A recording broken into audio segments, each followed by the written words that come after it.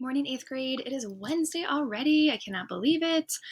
Make sure you are doing your attendance, even if you're on the Google Meet. Well, you should be on the Google Meet because, I'd like to see you on there.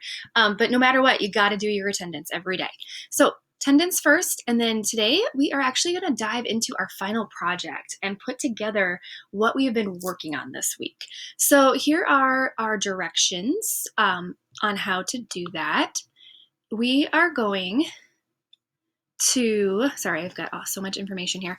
It tells you written instructions, and then I also have it all in here in the slideshow.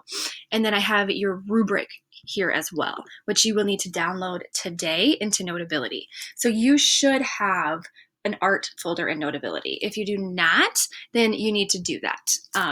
So you should have 3 sketches now. The first sketch was colored pencil technique, where you were literally copying what you saw. Sketch 2 was to put that into action and create a colored pencil dessert of any kind. Sketch 3 was yesterday's, which was patterns. And you should have filled your page with multiple patterns. You had a choice on how you wanted to do that. Whether you broke it up into different sections, you drew a picture and added patterns, but you should have had a page full of colorful patterns. Now, we are going to take that information that we have learned and we are going to put it together to create our very own Starburst drawing. Now, you're going to use studio time to complete this, and I absolutely love this drawing. Everybody is successful. Everybody has cool, different patterns. So how it's going to work, you need to go onto a new sheet of paper in your sketchbook. And here are the expectations. You need to fill your page with your starburst, and I'll explain how to do that. Each section of your starburst should have a different pattern that you use colored pencil technique on. So you can see it for an example here on the left. You also need a background of some sort. Those are your requirements, okay? So there is, here's how you're gonna turn it in. So if you look to the right, this is your graphic organizer that you're gonna download, and it has 4 spots. So you can see here, colored pencil technique, colored pencil in action, pattern sketch, and final starburst. Okay, and this is another one that is beautiful. It was an A project from last trimester. They have their starburst fills almost their whole page. They have all different patterns, colored pencil technique, and a background. Okay, this is going to get turned in.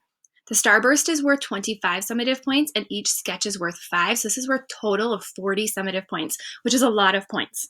Okay, so you need to make sure that you get all that turned in together. Now, here's a step-by-step instructional video on how to create a starburst. There are also step-by-step written instructions. So if you're someone that is easier to do written instructions, here you are, okay? Now, you are going to draw 2 large dots on your paper. And you can I would draw them as far apart, or don't draw them super close together. So 2 big dots. You are then going to draw 15 to 20 smaller dots all over that paper. You need to spread them out. Now you need a ruler or a straight edge, which could be like a folder. Now every small dot connects to both big dots, but the big dots never connect to each other. So you can see there, small dot goes boom, boom, okay? So every small dot, so what I like to do is to take my ruler and go first big one, second big one. Go to the small dot, first big one, second big one, until all of them have connected. And then you're going to show me your colored pencil skill. You're going to add your patterns, so different patterns to each section with colored pencil and a background. Now, I like to draw using my Sharpie. Some people like to start using a pencil and then outlining it, but your line should be outlined with a dark color. You can see that right there. Here are some other pattern ideas. We talked about pattern and Zentangles in class. Here are some finals from last trimester that were just absolutely magnificent. I'm very proud of them. I'm very proud of my students for what they created. This one does not have a background, so this one did not get full credit, but it's a beautiful starburst and great colored pencil skills, so I still like to show you. And same with this one. So gotta have a background. Backgrounds are important. This one's super funky. The cool thing about this project is you have a chance to take something that could look very similar to someone else's and make it all your own. So what are you going to do with it? Okay, this is not due until Sunday. You guys have basically 3 working days to do this. This should take you some good chunk of time. Okay, it's not something that takes 2 minutes to complete. Do not do this on lined paper. If you do not have plain white paper, let me know and we'll figure out something if you didn't get your sketchbook yet.